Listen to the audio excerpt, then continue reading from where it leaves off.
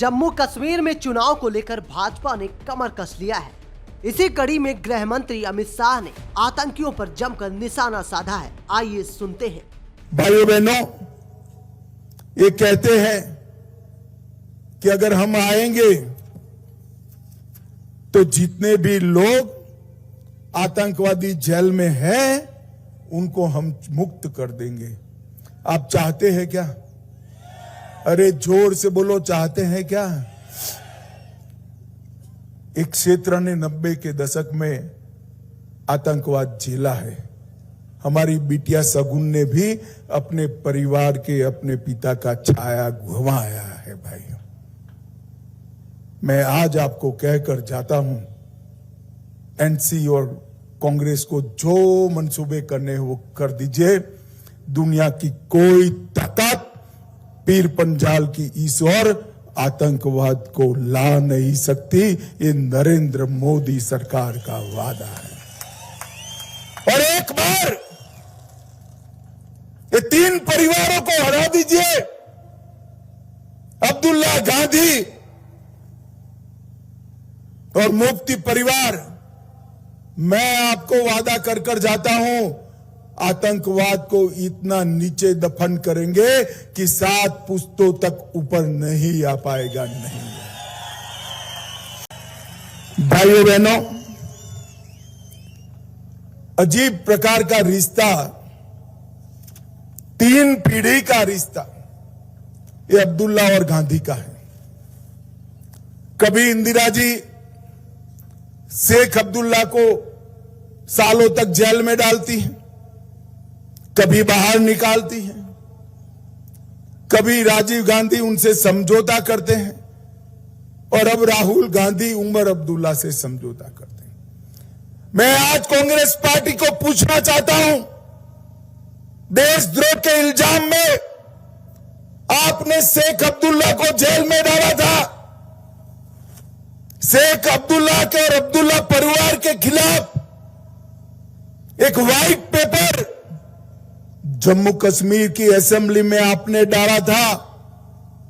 वो white paper Rahul बाबा, अगर हिम्मत है तो देश के सामने फिर से एक बार लाकर कहिए। मैं तो आश्चर्यचकित रह जाता हूं, सत्ता का मोह क्या क्या कराता है। भाइयों बहन, जिस कांग्रेस पार्टी ने इस अब्दुल्ला परिवार को देशद्रोही कहा, आतंकवाद के लिए जिम्मेदार ठहराया, उमर अब्दुल्ला जी के दादा को सालों तक जेल में करा, अब मोदी जी के सामने जीतने के लिए ये राहुल और उमर इलू इलू कर रहे हैं। भैया, इलू इलू कर रहे हैं।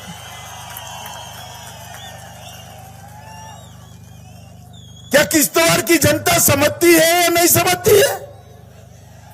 अब देखो, राहुल बाबा को लगता है किश्तवाड़ वाले नहीं समझते हैं। भाई, आप समझते हैं ना, ये मेल मिलाप किस चीज के लिए है? सत्ता के लिए है। और सत्ता किस लिए चाहिए? फिर से आतंकवाद लाने के लिए और आरक्षण हटाने के लिए।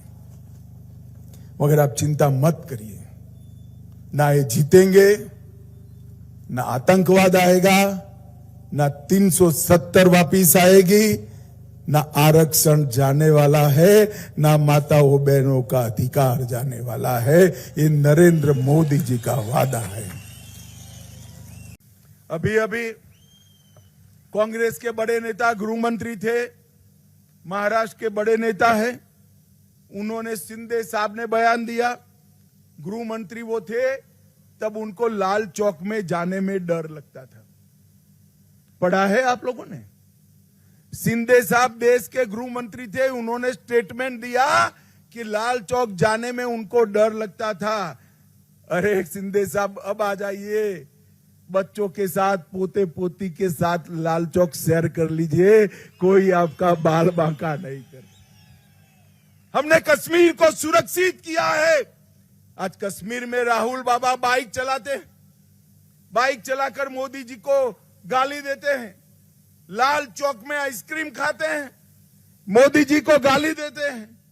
लाल चौक पर तिरंगा फहर रहा है वो देखकर मोदी जी को गाली देते हैं और राहुल बाबा और बहन जी प्रियंका जी बर्फ से एक दूसरे के साथ बर्फबारी खेलते हैं। राहुल बाबा, गाली तो आप मोदी जी को दे रहे हो, मगर आपके जमाने में संभव नहीं था।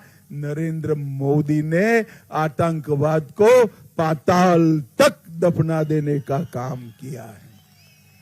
आज आप पैदल यात्रा लेकर वहां तक पहुंचे, इसका कारण केंद्र में भारतीय जनता पार्टी की सरकार थी। अरे हम तिरंगा लेकर निकले थे, मुरली मनोहर जोशी और नरेंद्र मोदी जी, हमें रोक लिया गया, रामबन में ही रोका गया और हेलीकॉप्टर में जाकर तिरंगा फहराना पड़ा।